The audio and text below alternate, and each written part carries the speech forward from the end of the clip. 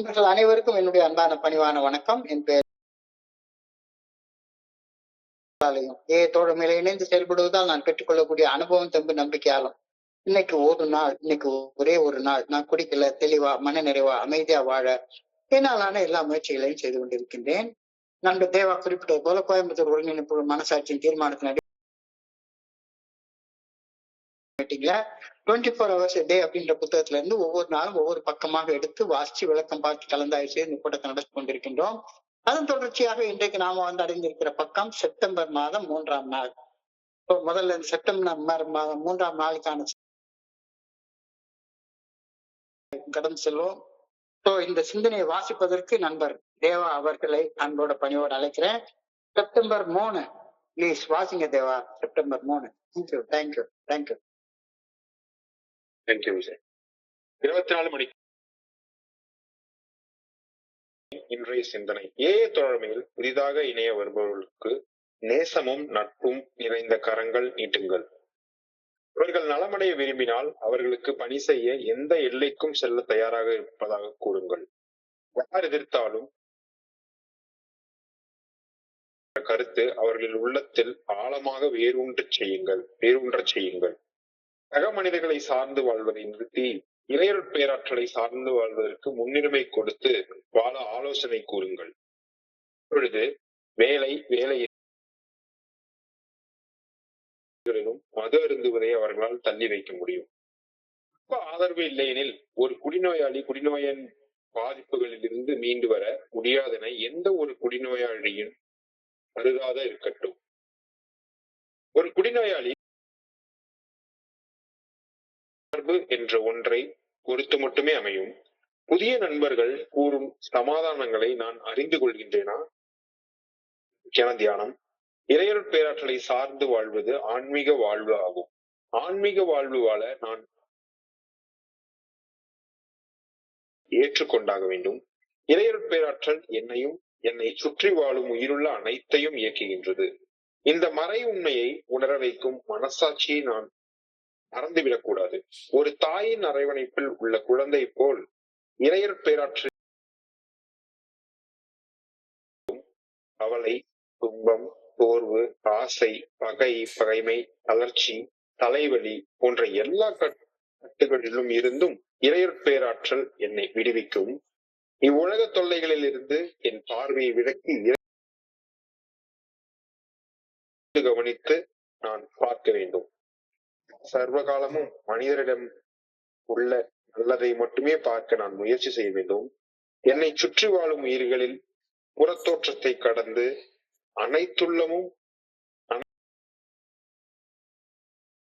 அனைத்தையும் இயக்க இறையர் பேரற்றலை உணர நான் முயற்சி செய்ய வேண்டும். இன்றைக்கான பிரார்த்தனை. கண்களுக்கு புலப்படாத இறையர் பேராற்றலது கரத்தில் ஓய்வெடுத்து உறைந்திருக்க வேண்டும் என வேண்டுகின்றேன். என் பாதங்கள் அனைத்தும் வேண்டுகின்றேன். நன்றி நன்றி நன்றி நன்றி நன்றி தேவா. நன்றி தேவா. நண்பர்கள் அனைவருக்கும் மீண்டும் ஒரு முறை என்னுடைய அன்பான பணிவான வணக்கங்களை தெரிவித்துக் கொள்றேன். என் பேர் தான். நான் ஒரு குடிநோயாளி. எல்லாமல்ல இறைவனோட அருளாலையும் தோழமையில இன்னைக்கு ஒரே ஒரு நாள் குடிக்கல, தெளிவா, மன நிறைவா, அமைதியா வாழ என்னாலான எல்லா முயற்சிகளையும் செய்து கொண்டிருக்கின்றேன். நேற்றைய சிந்தனையை படிக்கிறப்ப நாம எதுக்காக பணி செய்யறோம், எதுக்காக அழகாக சொல்லப்பட்டிருந்தது. பணி செய்வது என்னுடைய வளர்ச்சிக்காக, என்னுடைய முன்னேற்றத்துக்காக, நான் பெற்ற ஆன்மீக விழிப்புணர்வை தக்க வைத்துக் கொள்வதற்காக, யாருக்கும் உதவி செய்யறதுக்காக இல்ல அப்படின்ற கருத்து நேற்றைய சிந்தனையில். அப்ப யாராச்சும் ஒரு புதிய நண்பர் என்கிட்ட தோழமையை பத்திய எனக்கு இன்னும் கொஞ்சம் ஆழமான புரிதல் வேணும் அப்படின்னு என்கிட்ட வந்து கேட்கிற பட்சத்துல அவருக்கு வாங்க நம்ம தோழமையோட அவர் தோல்ல கையை போட்டு வாங்க அப்படின்னு சொல்லி கூப்பிடக்கூடிய பண்பு எனக்கு வரணும். அவர் கூட சேர்ந்து பணி செய்தாதான் நான் எனக்கு கிடைச்சிருக்கிற ஆன்மீக விழிப்புணர்வு தக்க வச்சு கொள்ள முடியும் அப்படின்ற கருத்து தோழமையில மட்டும்தான். நீ செய்வது உதவி செய்யறது அப்படின்ற வார்த்தையாகவே எல்லாரும் பண்றாங்க. உதவி செய்யறப்ப, ஒருத்தருக்கு உதவி செய்யறப்ப என்னுடைய கரம் மேல இருக்கும், அவருடைய கரம் கீழே இருக்கும், ஏற்றத்தாழ்வு இருக்கும். ஆனா பணி செய்யற நேரத்துல பணியாளராக பணி செய்யறேன், ட்ரஸ்டட் சர்வெண்டாக, நம்பிக்கை பெற்ற ஒரு வேலைக்காரனாக நான் பணி செய்யறேன். இந்த கருத்து நம்ம மறந்துடவே கூடாது. நான் கோயம்புத்தூர் ஒருங்கிணைப்பு குழுவுடைய நம்பிக்கை பெற்ற ஒரு வேலைக்காரன், அவ்வளவுதான். யாருக்கும் நான் செயல்படும் போது எனக்கு முன்னேற்றம், எனக்கு கிடைச்ச அந்த தன்னுணர்வு, ஆன்மீக விழிப்புணர்வு என்னால தக்க வைத்துக் கொள்ளப்படுகிறது. இப்ப இங்க வர்றவங்க என்னுடைய பணியை ஏற்றுக்கொண்டா ஏற்றுக்கொள்ளட்டும். நிறைய நண்பர்கள் என்னடா இது பெரிய நீண்ட பயணமா இருக்க அப்படின்னு ஒரு வகையான சோர்வு எல்லாருக்கும் வந்திருக்கும். கோயம்புத்தூர் ஒருங்கிணைப்பு நண்பர்களுக்கே அது வரும். நெசசரி வரணுமா, நெசசரி இங்க வரணுமா, என்னது? ஏற்றுக்கொள்ள விரும்பும் பட்சத்தில் அவர்களுக்கு பணி செய்ய நான் எந்த எல்லைக்கும் செல்ல தயாராக இருப்பதை அந்த புதிய நண்பர்கள் அறிந்து கொள்ளட்டும். நான் எனக்காக தான் பணி செய்யறேனே ஒழிஞ்சு யாருக்கு நான் உதவி செய்ய வரலைங்க. எனக்கு கிடைச்ச ஆன்மீக விழிப்புணர்வை, தன்னுணர்வை நான் தக்க வச்சு கொள்றேன் அப்படின்ற கருத்து ஆழமாக என் மனசுல பதியணும். அப்பதான் நான் புதிதாக ஒரு நண்பர் எனக்கு வர்றப்ப, நண்பர் என்கிட்ட வந்து ஆதரவு கேட்கிறப்ப, ஸ்பான்சர்ஷிப் கேட்கிறப்ப, அவருக்கு உண்மையான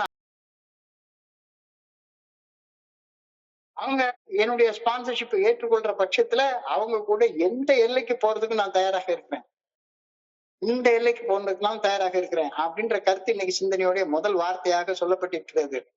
Offer the new prospects, friendship and you will do anything to help. இந்த இடத்துல ஹெல்ப் ஹெல்ப்னு இங்கிலீஷ்ல போற வார்த்தை தமிழ் மட்டும்தான். தமிழ் மொழி தனக்கே உள்ள பெரிய மொழி. அந்த பணி அப்படின்ற வார்த்தை வந்து தமிழ் மொழியில மட்டும்தான். என் கடன் பணி செய்து கிடப்பது. தயாராக இருக்கேன்னு சொல்லு, நான் எந்த எல்லைக்கும் போறேன். பணி செய்யறதுங்கிறது உயர்ந்த இடத்துல இருந்து இல்ல, அந்த நண்பருக்கு சமமான இடத்துல இருந்து. நான் 30 வருஷம் சோபராக இருந்தாலும் சரி, 40 வருஷம் சோபராக இருந்தாலும் சரி, ஒரு நண்பர் இன்னைக்குதான் குடிக்காம இருக்கு, அவரை விட நான் சிறந்தவன் அப்படின்ற எண்ணத்தோடு ஒருபோதும் நடந்து கொண்டால் என்னால பணி செய்ய முடியாது. உதவி செய்யணும், செய்யலாம். உதவி செய்யறதுனால எனக்கு கிடைச்ச தன்னுணர்வை, ஆன்மீக விழிப்புணர்வு என்னால தக்க வச்சு கொள்ள முடியாது. மாதிரி நான் யாருக்கும் பாடம் எடுக்கிற வேலையெல்லாம் செய்யக்கூடாது. எனக்கு ஒரு வேலையை கொடுத்துருக்காங்க, அந்த வேலையை மட்டும்தான் செய்யணும். 24 hours a day புத்தகத்தை படிச்சு அதோடைய சாராம்சத்தை வழங்கணும்னு சொல்லியிருக்கிறாங்க. நான் படிச்ச வேற எங்கேயோ உள்ள விஷயத்த ஒவ்வொரு வரியாக நான் பாக்குறேன். நீங்க ஃபர்ஸ்ட் வரியை பத்தி நான் பேசிட்டு இருக்கேன். என்னுடைய அனுபவம், தெம்பு, நம்பிக்கையை மட்டுமே பகிர வேண்டும். தோழமை பரிந்துரைக்கக்கூடிய 12 படிகள் அடங்கிய மீட்படையும் செயல் திட்டம், நான் குடிநோயின் பாதிப்புகள் இருந்து மீண்டு வர எனக்கு எப்படி உதவியது, நம்பிக்கையை மட்டுமே நான் பகிர வேண்டும், வேற எதையுமே பகிரக்கூடாது அப்படின்ற கருத்து. Offer them friendship and fellowship அப்படின்னு சொல்ற நேரத்துல நான் என்ன செய்யணும் அப்படின்ற கருத்து இங்க சொல்லப்படுகிறது. Show them care. விரும்பல, நீ நல்லா இருக்கணும், குடும்பத்தோட வாழ்வாங்கு வாழணும், அக்கறை காட்டுங்க. எந்த விதமான நிபந்தனையும் இன்றி, எந்த விதமான கோரிக்கையும் இன்றி, எந்த விதமான எதிர்பார்ப்பும் இல்லாம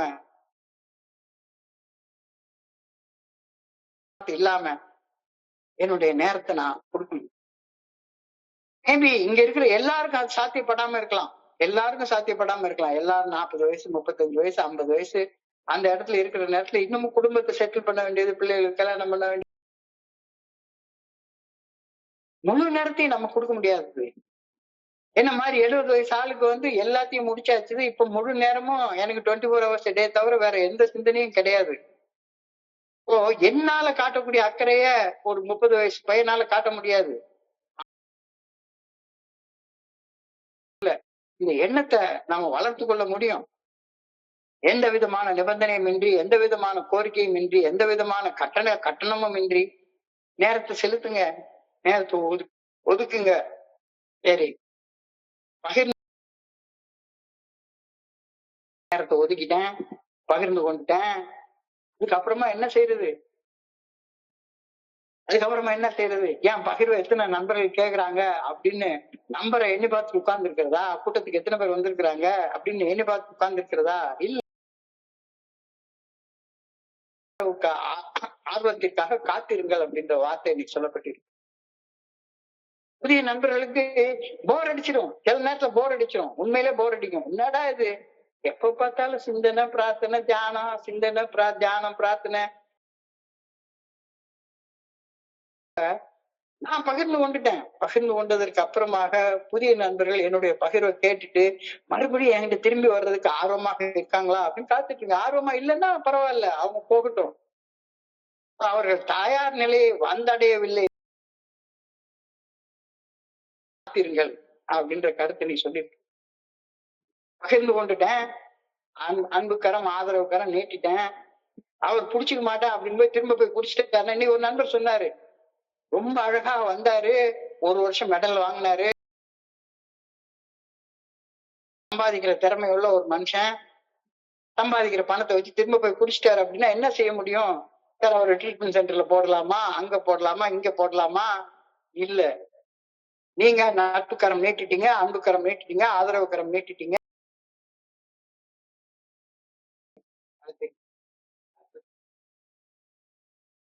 புதிய நண்பர்கள் தயார் நிலையை வந்தடையவில்லை என்றால் தயார் நிலையை வந்தடையும் வரை காத்திருங்கள். அப்படின்ற வார்த்தை இருக்கு.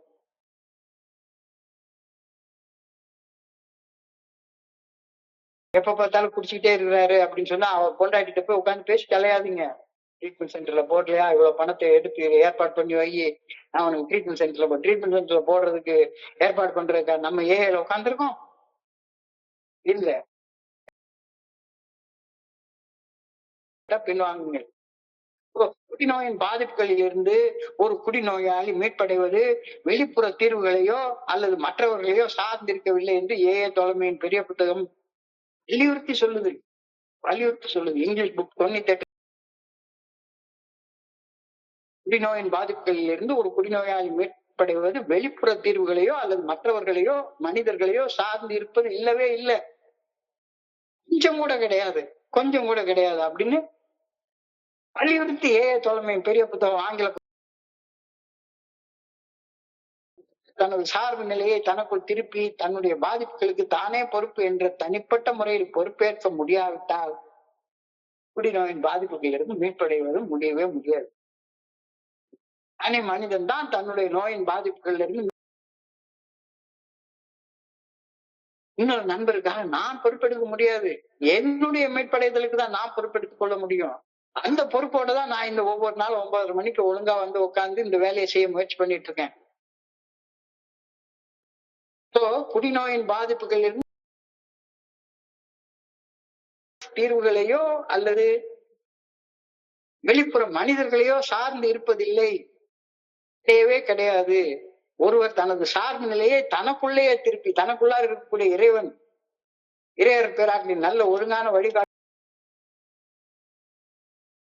பொறுப்பு என்று தனிப்பட்ட முறையில் பொறுப்பேற்பதன் மூலம் மட்டும்தான் குடிநோயின் பாதிப்புகள் இருந்து அந்த குடிநோயாளி மீட்டெடுக்கப்படுகின்றான்.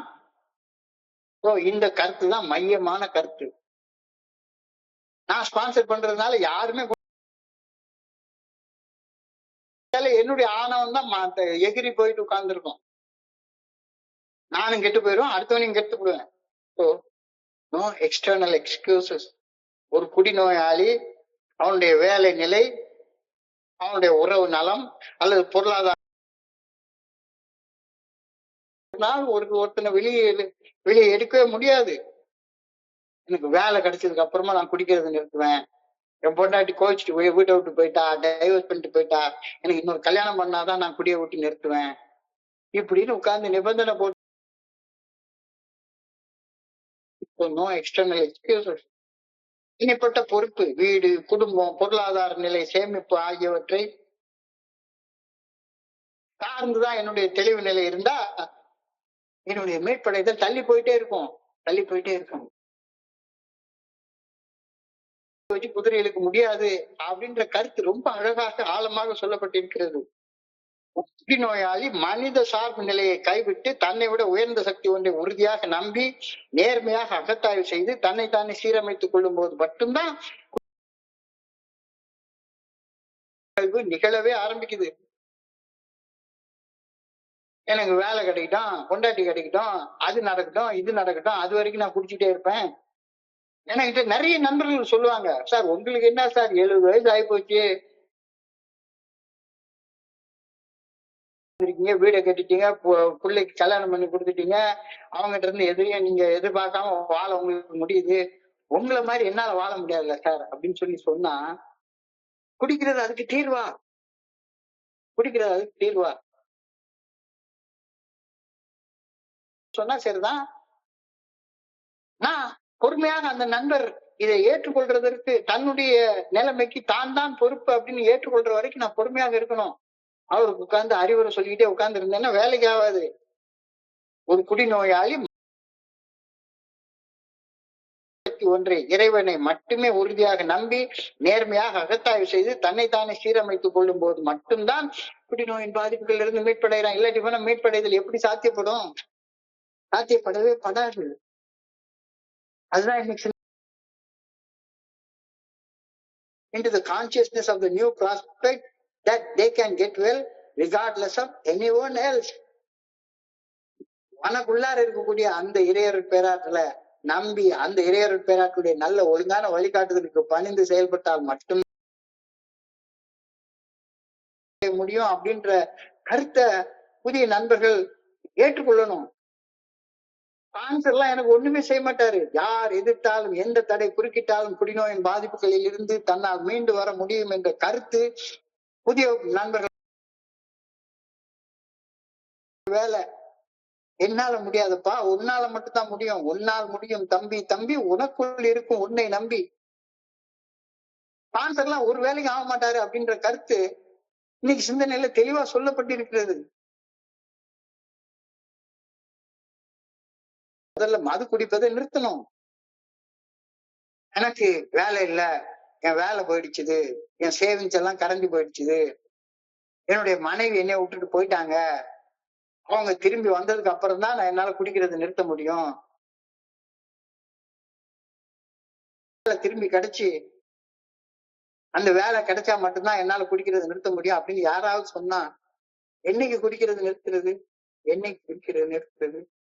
வேலை கிடைச்சப்பறம் நிறுத்துவேன், மனைவிட்ட உறவு சீர்பட்டதுக்கு அப்புறமாக நிறுத்துவேன் இருந்தா அந்த எண்ணத்தை உடைச்சு தூர போடுறதுக்கு நாம தோழமையில உதவியாக இருக்கணும். எல்லாவற்றிற்கும் மேலாக இறைவனுடைய நல்ல ஒழுங்கான வழிகாட்டுதலை சார்ந்து வாழ்வது மட்டும்தான் முதன்மைப்படுத்தப்பட்டாக வேண்டும். வேலை போனது எதனால, மனைவி போனது எதனால, என்னுடைய சேவிங்ஸ் எல்லாம் கரைஞ்சு போய் மீளாத கடன்ல இருந்தது எதனால? எல்லாம் என்னுடைய செயலால மட்டும்தானே. வேலை இருக்கோ இல்லையோ, மனைவி இருக்காங்களோ இல்லையோ, முதல்ல மது குடிப்பதை நிறுத்தியாக வேண்டும்.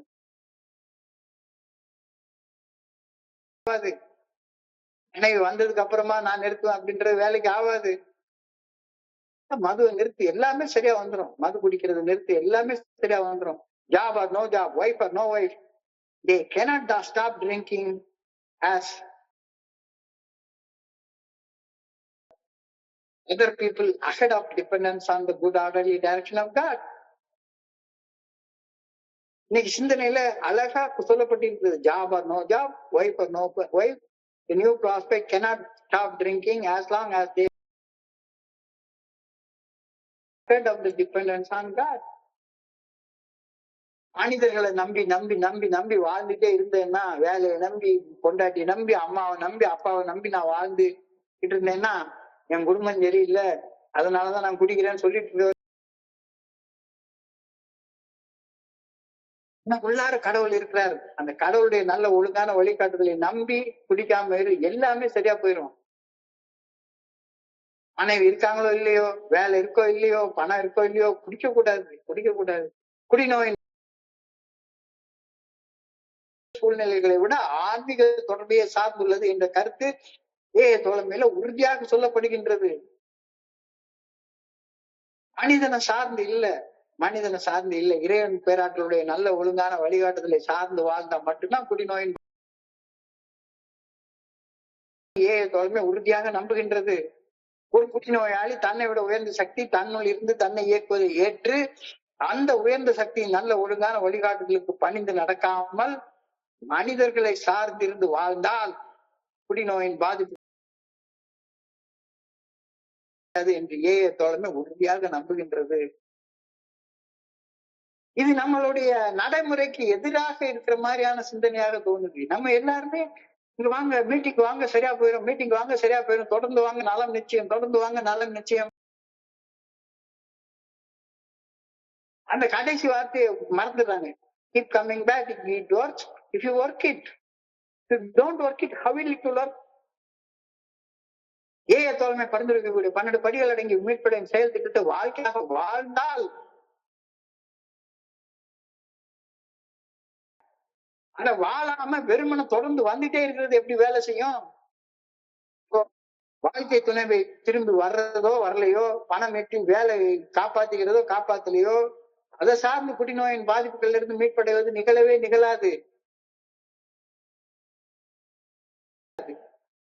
குடிநோயின் பாதிப்புகளில் இருந்து உண்மையான மீட்படைதல் என்பது மனிதர்களையோ பொருட்களையோ சார்ந்திருப்பதால் வருவதில்லை. மனிதர்களையோ பொருட்களையோ சார்ந்திருப்பதால் வருவதே இல்லை. மாறாக எழுப்பி அந்த ஆற்றலது நல்ல ஒழுங்கான வழிகாட்டுதலுக்கு பணிந்து வாழ்வதால் மட்டுமே மீட்பு கிடைக்கப்பெறும். பணிவு பணிவு பணிவு பணிவு திரும்ப திரும்ப ஹியூமிலிட்டியை பத்தி தலைமையில சொல்லிட்டே இருக்கிறாங்க. பொறுப்பு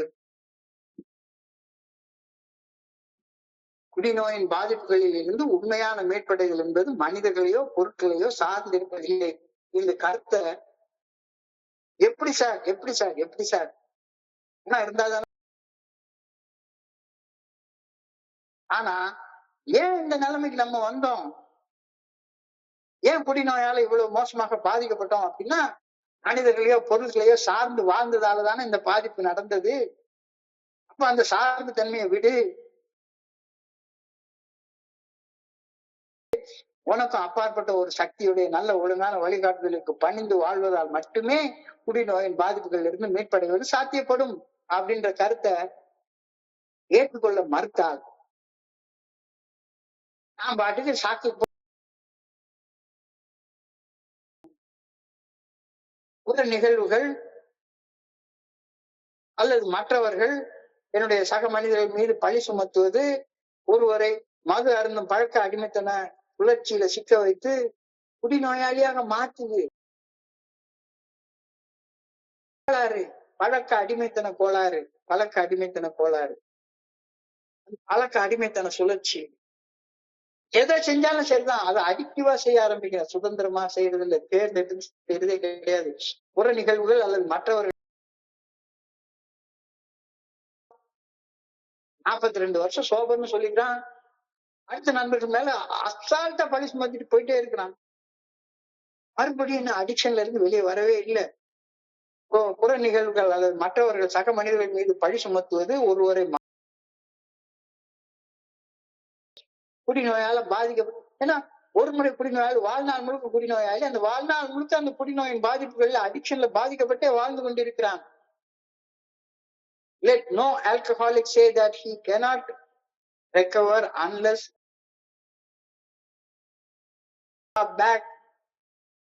எனக்கு என்னை சுத்தி வாழ்ற மக்கள் நான் நினைக்கிற மாதிரி நடந்தா மட்டும்தான் நான் ரெக்கவர் ஆவேன் அப்படின்னு எந்த ஒரு குடிநோயாளியும் சொன்னேன்னா அவன் வாழ்நாள் முழுக்க ரெக்கவர் ஆக போறதே இல்லை. வேணா குடிக்காம இருப்பான், 40 வருஷம் சோபர்னு மெடலை வாங்கி கழுத்துல போட்டு. Alcoholics say that he cannot recover unless he has the family back or the job back or his reputation back. எல்லாம் வந்ததுக்கு அப்புறம் தான் போன வேலை திரும்பி கிடைச்சாதான். புட்டிக்கிற ஒரு குடிநோயாளி குடிநோயின் பாதிப்புகள்ல இருந்து எப்படி மீட்படைய முடியும்? இதெல்லாம் மீட் பண்ண ஆரம்பி. எல்லாம் தானா வரும், எல்லாம் தானா வரும். குதிரைய வண்டி முன்னால போடு. இவ்வளவு ஆற்றல் உனக்குள்ளார இருக்கு. அந்த ஆற்றலை எல்லாம் விட்டுட்டு வண்டியை வச்சு குதிரையை இழுக்க பாக்குற. வண்டியை வச்சு குதிரையை எப்படி இழுக்க முடியும்? வண்டி உயிரற்ற ஒரு ஜடம். இந்த உடம்ப வச்சு மனசை வச்சு வாழ்க்கைய உடம்பையும் மனசையும் எனக்கு உள்ளார இருந்து அருவமாக மறைவாக உள்ள இருந்து இயக்கக்கூடிய இறையருட் பேராற்றின் நல்ல ஒழுங்கான வழிகாட்டுதலுக்கு பணிந்து செயல்படுறது மட்டும்தான் முக்கியமானது. சோ குடிநோயின் பாதிப்புகளில் இருந்து மீள்வது புற நிகழ்வுகளை சார்ந்ததல்ல, அது அகத்தில் நிகழும் ஒரு மாற்றம். கொஞ்சம் ஆழமாக சிந்திச்சு பார்க்கணும். சாதாரண விஷயத்துல இல்ல. Recovery is not dependent on other people. It is dependent on the relationship with the good orderly direction of God. இன்னைக்கு சிந்தனையில இத அழுத்தம் திருத்தமா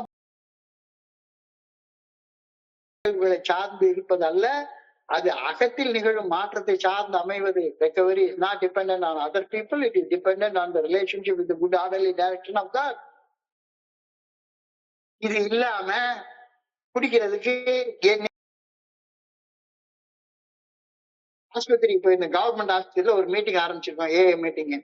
அங்க எப்பவுமே ஒரு 10 குடி நோயாளிகள் இருக்காங்க. 10 குடி நோயாளிகளை ட்ரீட் பண்றதுக்கு 20 டாக்டர் உட்கார்ந்துருக்காங்க. எல்லா சாப்பாடும் வருது, எல்லாம் வருது. சாப்பாடு நேரத்துல இருக்குது, மருந்தையும் சாப்பிட்டுக்கிறான், குவாட்டரையும் வாங்கி குடிச்சுக்கிறான். கேட்டா எனக்கு இது காரணம் வேலை இல்ல, மனைவி இல்ல, அது இல்ல, இது இல்ல அப்படின்னு காரணம் சொல்லிட்டே இருக்கிறான். ஆனா அதே மாதிரி தானே எனக்கு ராத்திரி தூக்கம் வர மாட்டேங்குது, அதனாலதான் எனக்கு வருது அப்படின்னு ஒரு போலி சமாதானத்தை சொல்லிட்டு உட்கார்ந்து இருக்கல. இன்னமும் நீ can I recognise all excuses made by alcoholic? நான் ஒரு குடிநோயாளி மீண்டும் போய் மதுவை குடிப்பதற்கு தனக்குள் கூறிக்கொள்ளும் அனைத்து போலி என்னால முடிகிறதா? இப்பவும் நான் எத்தனை சாக்கு போக்கு சொல்லிட்டு இருக்கேன், எத்தனை சாக்கு போக்கு சொல்லிட்டு உட்கார்ந்து இருக்கேன். தப்பு செய்யறதுக்கு ஒரு சாக்கு போக்கு. தவறுகளின் உண்மையான தன்மையை ஒப்புக்கொண்டதற்கு அப்புறமாகவும் அதே தப்ப திருப்பி ஒப்புக்கொள்றேன், தபா தபா ஒப்புக்கொள்றேன். ஒரு தபா இல்ல, 2 தபா இல்ல, தபா தபா ஒப்புக்கொள்றேன். ஆனா திரும்ப திரும்ப அதையே செஞ்சுட்டே உட்கார்ந்து இருக்கிறேன். ஒரு குடிநோயாளி மீண்டும் மீண்டும் தவறு செய்ய சாக்கு போக்குகளையும் என்னால இடம் கண்டு கொண்டு முடிகிறதா? இன்னமும் அப்படி இருக்கியா? தப்பு செய்யறதுக்கு ஏதாவது ஒரு போலி சமாதானம் சொல்லிக்கிறது. வந்தது ஊர் சுத்துறதுக்கு, கடனை வாங்கிட்டு ஊர் சுத்துறதுக்கு, அதுக்கு ஏதாச்சும் ஒரு சமாதானம், போலி சமாதானம் சொல்லிட்டு இருக்கிறேன். இன்னமும் அப்படி சொல்லிட்டு இருந்தேன்னா இன்னைக்கு தியானத்துக்கு கடந்து போகும். இந்த பிரம்மாண்டமான பிரபஞ்சத்தை இயக்கக்கூடிய இறையருட் பேராற்றல் கண்ணுக்கு புலப்பட கண்ணால பார்க்க முடியுமா? ஆற்றலை கண்ணால பார்க்க முடியுமா? ஆற்றலை உணரத்தான் முடியும், ஆற்றலை கண்ணால பார்க்க முடியாது. கண்களுக்கு புலப்படாது இறையருட் பேராற்றலின் சிறு துகள் போன்ற ஆன்மா எனக்குள்ளார அருவமாக மறைவாக உள்ளிருந்து என்னை முடியாது. ஆன்மான்னா என்ன பொருள்னு எல்லாரும் எத்தனை மைக்ரோஸ்கோப்பை வச்சு பார்த்தாலும் சரிதான், ஆன்மான்னு ஒண்ணு சொல்லலாம். ஆனா ஆன்மா எந்த பொருளால ஆனது அப்படின்னு யாராலையும் நிரூபிக்க முடியாது. உயிர் ஒன்று இல்லாமல் உடல் இங்கு நிலையாதே, பொருளாக நினைச்சு பார்க்காத, இது கண்ணுக்கு தெரியாது. இந்த பிரம்மாண்டமான பிரபஞ்சத்தை இயக்கும் இறையருட் பேராற்றல் கண்ணுக்கு புலப்படாத ஒன்று. ஆற்றலை உணர மட்டும்தான் முடியும், ஆனால் கண்ணால் காண முடியாது. கண்களுக்கு புலப்படாது இறையருட் மறைவாக உள்ளிருந்து என்னை இயக்குவதை விஞ்ஞான பூர்வமாக நிரூபிக்க முடியவே முடியாது. பௌதீக கண்களால காண முடியாத அந்த ஆற்றல் எனக்குள்ளார இருக்கு அப்படின்றத உணர மட்டும்தான் முடியும். பார்வையை விட பார்த்தா தான் நம்புவேன் அப்படின்னா கடைசி வரைக்கும் நீ நம்ப போறதே கிடையாது. உன்னால ஒரு கல்லை பார்க்க முடியும், ஆனா உன் உயிரை எப்படி பார்க்க முடியும்? பார்வையை விட நம்பிக்கை முக்கியமானது, அக விழிப்புணர்வு, தன்னுணர்வு அது முக்கியமானது.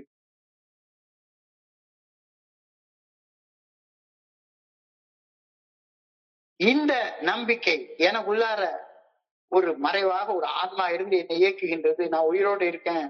உயிர்ன்றது இறைவனுடைய ஒரு சின்ன துகள் போன்ற ஒன்று. இந்த நம்பிக்கை நம்பிக்கை எல்லாத்தையும் டீப்பா பாக்குறதுக்கு எனக்கு உதவுது. இல்லாட்டி போனா ஷாலோவா பார்த்து சும்மா உட்காந்து டீ சாப்பிட்டுட்டு ஒரு வடையை சாப்பிட்டுட்டு ஊரை சுத்திட்டு வேஷம் போட்டுக்கிட்டு பல்வேறு வகையான அடையாளங்கள் அணிந்து கொண்டு நான் ஆழமாக ஆழமாக பார்க்க போறதே கிடையாது. நம்பிக்கை என்பது வாழ்க்கை கடினமானதாக தோன்றும் போது மன உறுதியுடன் இருப்பதற்காக தியானிக்கவும் பிரார்த்திக்கவும் எனக்கு பயன்படுகின்றது. நம்பிக்கை இல்லைன்னா நீ தியானம் பண்ண எனக்கு உள்ளார அருவமாக மறைவாக உள்ள இந்த பிரபஞ்சத்தை இயக்கக்கூடிய ஒரு இறையாறு பேராக இருக்குது அப்படின்ற நம்பிக்கை இல்லைன்னா அந்த இறைவன் எனக்கு வெளியே வேற எங்கேயோ இருக்காரு அப்படின்னு நினைச்சிட்டேன்னா நான் பிரார்த்திக்கவும் மாட்டேன், தியானிக்க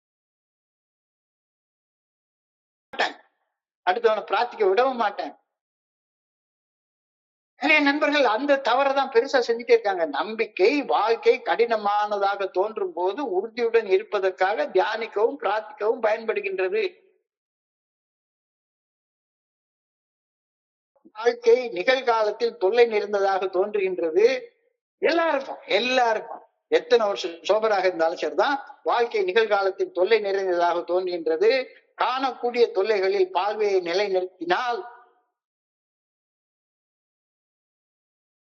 பார்வையை நிலைநிறுத்தாமல் தொல்லைகள் கடக்கப்படும் போது பெறவிருக்கும் அமைதியான வாழ்க்கையை நம்புகின்றோம். இதுவும் கடந்து போகும், நிலையானது எதுவுமே கிடையாது. என்னுடைய தொல்லைகள் எல்லாமே வரும் போகும் வரும் போகும் வரும் போகும். நாமல் போது கண்களால் காண முடியாத ஆழமான அமைதி எனக்குள்ளார நிலைத்து இருக்க வல்லது. எப்பவுமே தொல்லையவே பார்த்துட்டே உட்கார்ந்து தொல்லைகள் கண்ணால பார்க்கக்கூடியது. என்னடா ஏதோ எல்லாரும் என்னைய வெறுத்துக்கிட்டே உட்கார்ந்துருக்காங்க, என் மனைவி கூட என்னை அன்பு செய்ய மாட்டேங்கிறாங்க. வாழ்க்கை நிகழ்காலத்தில் தொல்லை நிறைந்ததாக தோன்றும் போது காணக்கூடிய தொல்லைகளில் பார்வையை நிலைநிறுத்தாமல் தொல்லைகள் கடக்கப்படக்கூடிய ஒன்று அப்படின்னு நினைச்சு முடியாத மன அமைதி, எதிர்காலத்தில் வரக்கூடிய மன அமைதி நிகழ்காலத்திலே வந்துடும். The spiritual life depends upon the unseen. To live in the spiritual life, I must believe in the unseen. அமைதியை நிகழ்காலத்துல தொல்லையை மட்டும்தான் பாக்குறேன், தொல்லை மட்டும்தான் கண்ணுக்கு தெரியுது, அமைதியை பார்க்கல. ஆனா அமைதியாக வாழ முடியும் அப்படின்னு நம்பும் போது ஆட்டோமேட்டிக்கா அமைதி உள்ள வந்துருது அப்படின்ற கருத்தை இன்னைக்கு தியானத்துல சொல்றாங்க.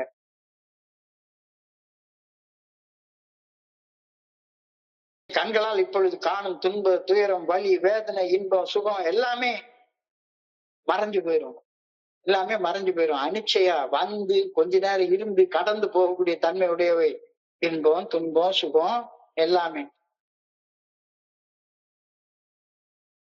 ஆழமான அமைதி இந்த பிரபஞ்சத்துல எப்பவுமே நிலைத்து இருக்கக்கூடிய ஒன்று அப்படின்ற கருத்தை நீ தியானத்துல சொல்றாங்க.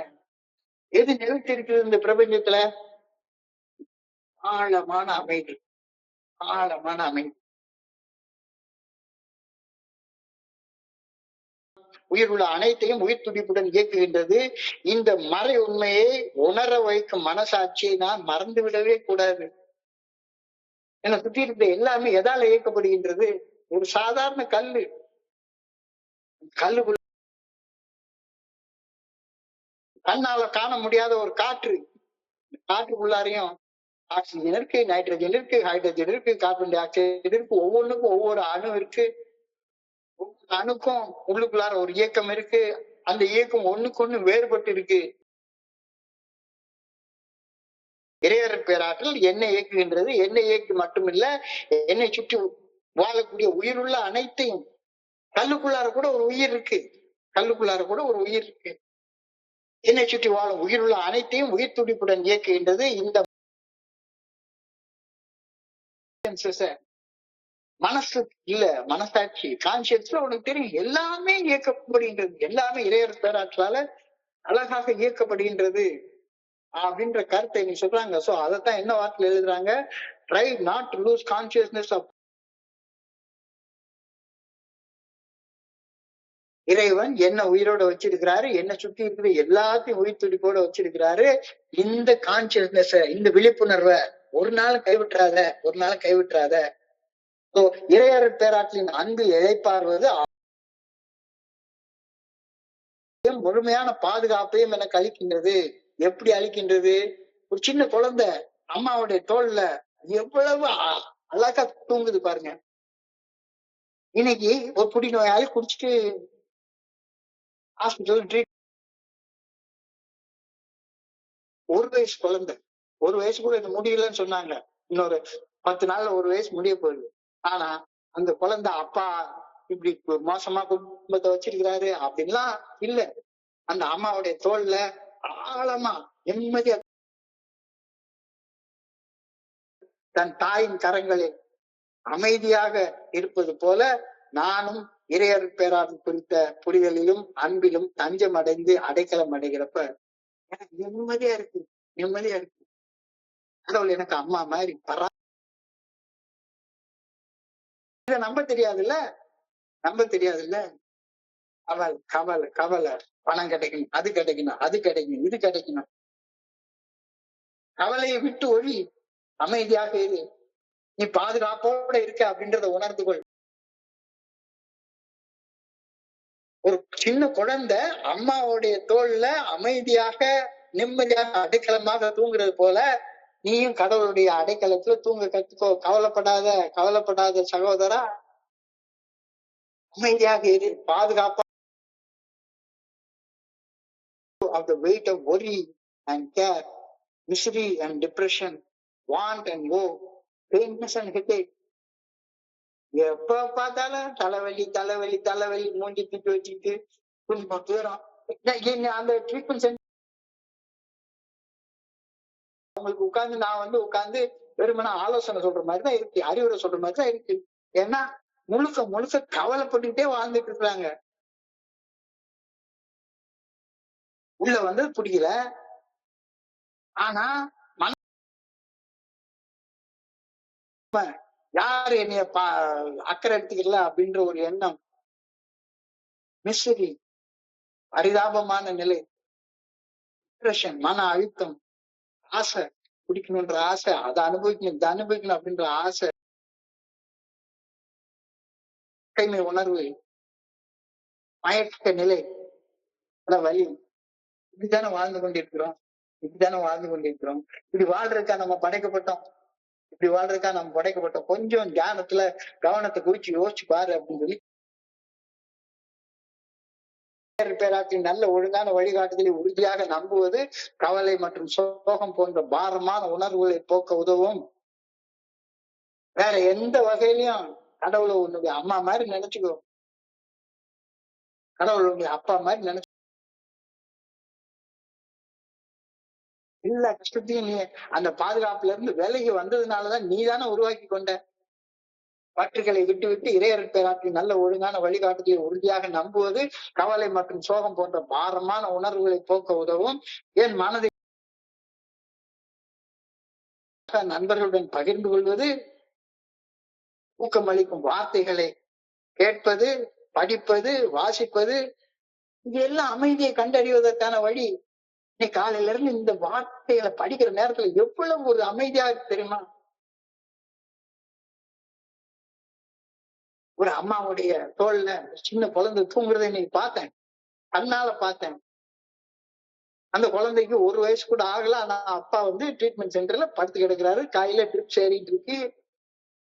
ஆனா அந்த குழந்தைக்கு அதை பத்தி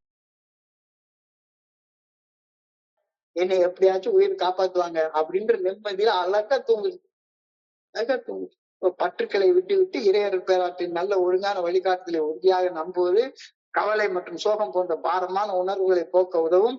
எனது மனதில் பாரத்தை உணர வைக்கும் நினைவு. மீட்டிங்ல வா, மனம் திறந்து பேசு, நல்ல வார்த்தையை கேளு. கேட்க கேட்க மனசுல இருக்க பாரம் கொஞ்சம் கொஞ்சமா போகும். பாரமாகவே எப்பவுமே வாழ்ந்துட்டு இருக்கிறதுக்காக நாம படைக்கப்பட்டோம்.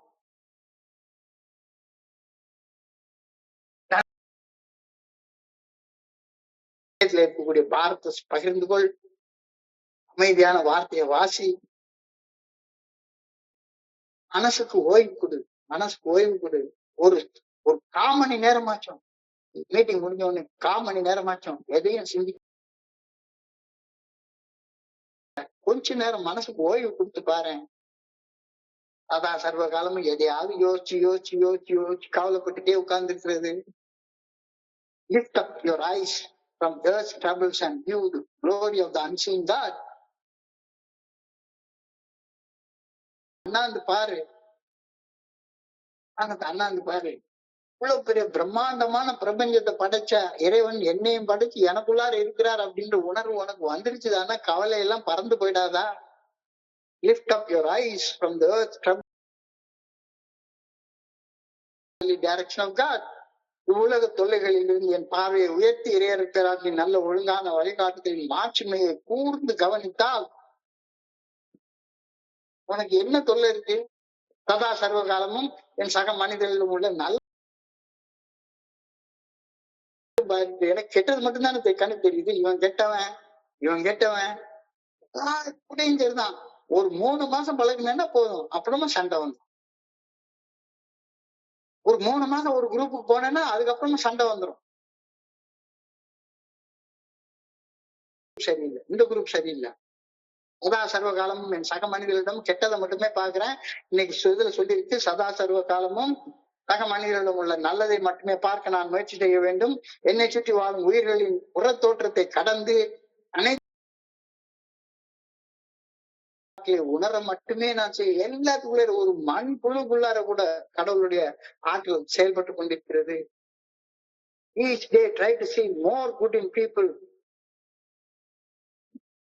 more of the unseen in the sea. எல்லாமே உயிரோட இருக்கு, எல்லாரும் உயிர் துடிப்போடு இயங்குது. அதுக்குள்ளார உள்ள அந்த இறைவனுடைய ஆற்றலை பார்க்க கத்துக்கோ. எல்லாத்துக்குள்ளாரையும் உள்ள கெட்டதை மட்டுமே ஏன் பார்த்துட்டே உட்கார்ந்து இருக்க? இதுக்குள்ளார எவ்வளவு பெரிய I pray that I may rest and abide in the presence of the unseen God. கண்களுக்கு புலப்படாத இறையர் பேராற்றலது கரத்தில் ஓய்வு எடுத்து உறைந்திருக்க வேண்டும் என வேண்டுகின்றேன். I pray that I may leave my burdens in இறையர் பேராற்றின் பாதங்களில் வைத்து விட்டு ஒரு சின்ன குழந்தைய போல, சின்ன குழந்தை அம்மாவுடைய தோல்ல படுத்து தூங்குறது போல என்னுடைய பாரத்தை எல்லாத்தையும் கடவுளுடைய பாதத்துல இறக்கி வச்சுட்டு நானும் அமைதியா தூங்கணும்னு ஆண்டவா. கஷ்டமா இருக்கே, அதான பிரச்சனை. இந்த மாதிரி கேட்கிற வார்த்தைகளே கூட எரிச்சலை உண்டு பண்ணுத. ஏன் என்னால வாழ முடியலையே? மனசு நிறைஞ்ச ஆசை, மனசு நிறைஞ்ச எதிர்பார்ப்பு மட்டும்தான் வாழ முயற்சி பண்ணிட்டே உட்கார்ந்துருக்கேன் அப்படின்றது. I pray that I may leave all the burdens in his care. என்னுடைய பாரங்கள் எல்லாத்தையும் கடவுளுடைய பாதத்துல இறக்கி வச்சுட்டு இன்னைக்கு ஒரு நாள் நிம்மதியா தூங்கணும். நம்ம ஓய்வெடுத்து தூங்கணும். நாளை காலையில எல்லாத்தையும் கடவுள் நல்லா செஞ்சு தருவார் அப்படின்ற நம்பிக்கையோட அவருடைய நல்ல ஒழுங்கான வழிகாட்டுதலுக்கு பணிந்து செயல்பட கத்துக்கணும் அப்படின்னு இந்த சிந்தனையை சுருக்கமாக பார்த்தா,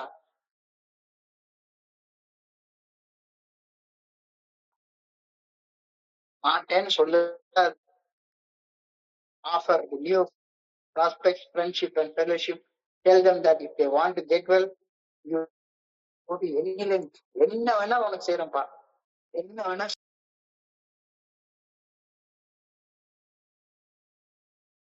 எல்லாரையும் உனக்கு சமமாக நினைச்சு பாரு.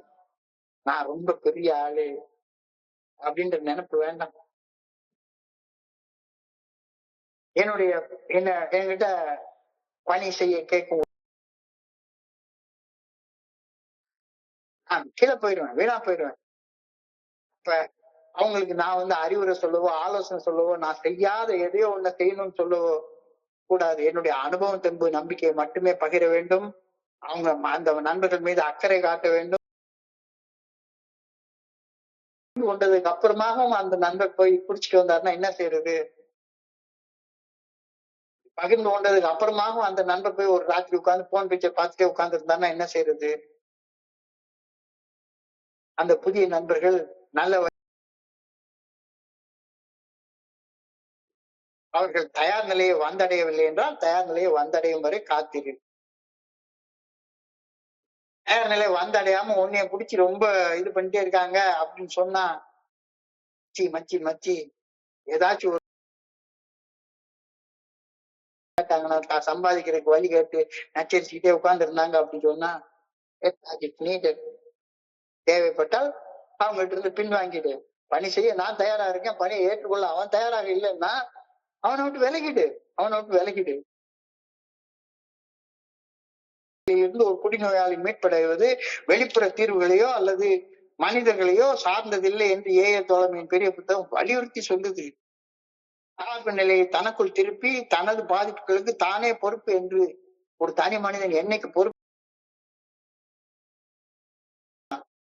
தனிப்பட்ட பொறுப்பு, நோ எக்ஸ்டர்னல் எக்ஸ்கியூசஸ். ஒரு குடிநோயாளி மனித சார்பு நிலையை கைவிட்டு ஒரு உயர்ந்த சக்தி ஒன்றை உறுதியாக நம்பி நேர்மையாக அகத்தாய்வு செய்து தன்னைத்தானே சீரமைத்துக் கொள்ளும் போது மட்டும்தான் அதை விட்டுட்டு குடிக்காம இருக்கலாம், வச்சு வா ஊரை சுத்திட்டு வரலாம் அப்படின்னு கூப்பிட்டாங்கன்னா, the idea into consciousness of a new prospect that they can get well regardless of anything else. பொருள் சார்ந்து மட்டும்தான்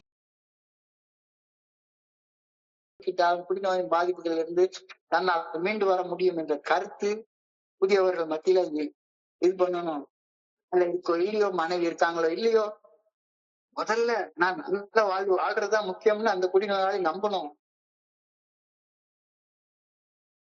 வரைக்கும் உட்கார்ந்து நாசமா போற வேலையை செஞ்சுட்டு உட்கார்ந்து இருப்பேன். மனைவியுடன் உறவு சீர்பட்டதுக்கு அப்புறமாக ஒரு விலை மாதிரிட்டு போறது நிறுத்துவேன். இந்த எண்ணம் என்னைக்கு இருக்கிற வரைக்கும் நீ என்னைக்கு உருப்பிட போற? எல்லாவற்றுக்கும் மேலாக இறையர் பேராட்டும் வேண்டும். Job or no job, wife or no wife, they cannot stop drinking as long as they place dependence on other people ahead of the dependence on God. குடிநோயின் பாதிப்புகளில் இருந்து ஒரு குடிநோயாளி மீட்படைவது மனித சூழ்நிலைகளை விட ஆன்மீக சொல்லுது. வாழ்க்கை துணை திரும்பி வர்றதோ அல்லது பணம் ஈட்டுவதோ அல்லது வேலை சாய்ப்பதோ எல்லாம் ரெண்டாவது பட்சம். முதல்ல நான் இறைவனுடைய நல்ல ஒழுங்கான வழிகாட்டுதலுக்கு பணிஞ்சு வாழ்றதுதான் முதல்ல உள்ளது.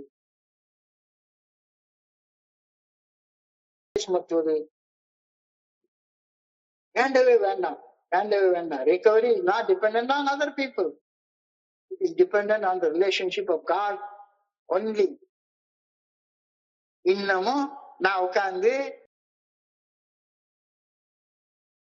உட்கார்ந்துருக்கேன்னா, அப்படி உட்கார்ந்துருக்கேன்னா தியானத்துக்கு கடந்து போ. பிரம்மாண்டமான பிரபஞ்சத்தை இயக்கும் அந்த இறையர் பேராற்றல் உன் கண்ணுக்கு தெரியாது. உயிர் ஒன்று இல்லை என்றால் உடல் இங்கு தெரியாது. ஏன்னா கண்ணுக்கு புலப்படாத இறையர் பேராற்றின் சிறு துகள் போன்ற ஆன்மா எனக்குள் மறைவாக அருவமாக உள்ளிருந்து என்னை இயக்குவதை விஞ்ஞான பூர்வமாக எல்லாம் பார்க்க முடியாது. மைக்ரோஸ்கோப்பை வச்சு ஆன்மாவை பார்க்க முடியாது. பௌதிக கண்களால் காண முடியாத ஒவ்வொரு செயலையும் என்னால உணர முடியும்.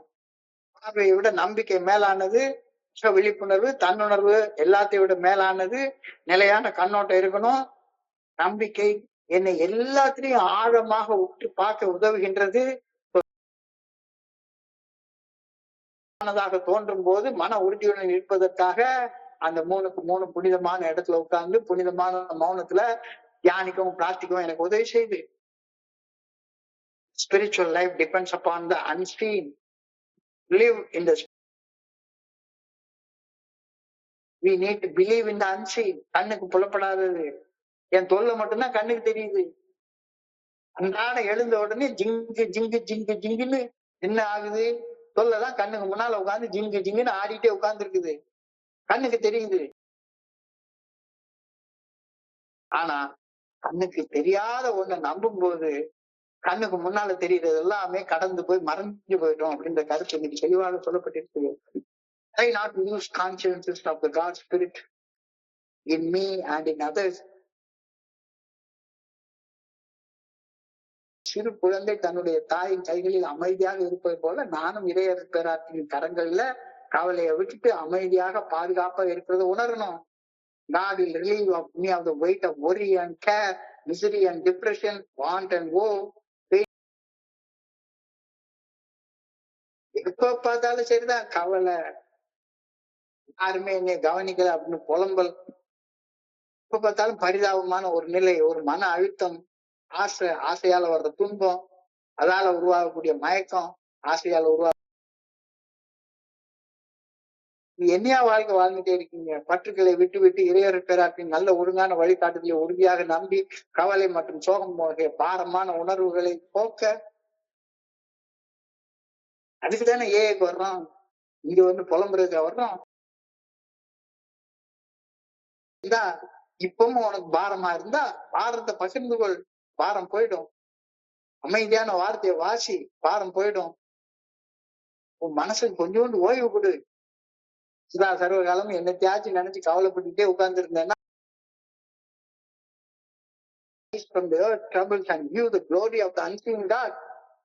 இவ்வுலக தொல்லைகளில் இருந்து என் பார்வையை உயர்த்தி இறையர் பேராற்றிய நல்ல ஒழுங்கான வழிகாட்டுதலின் மாட்சிமையா இந்த பிரபஞ்சத்துல போய் பாரு, கவனிச்சு கூர்ந்து கவனிச்சு பாரு.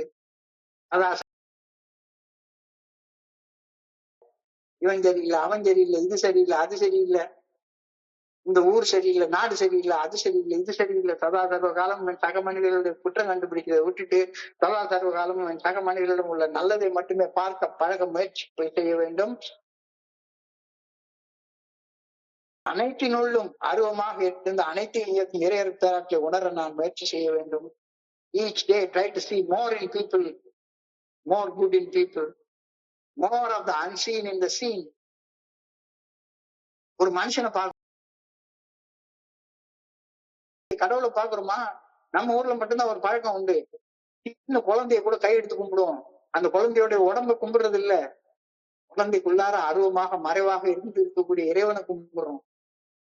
வேற எங்கேயுமே அந்த பழக்கமே கிடையவே கிடையாது. Try to see more good in people, more of the unseen in the seen. கண்ணால பார்க்கக்கூடியதுல கண்ணால பார்க்க முடியாத இறைவனை பார்க்க கத்துக்கோ. I pray that I may rest and abide in the presence of the unseen God.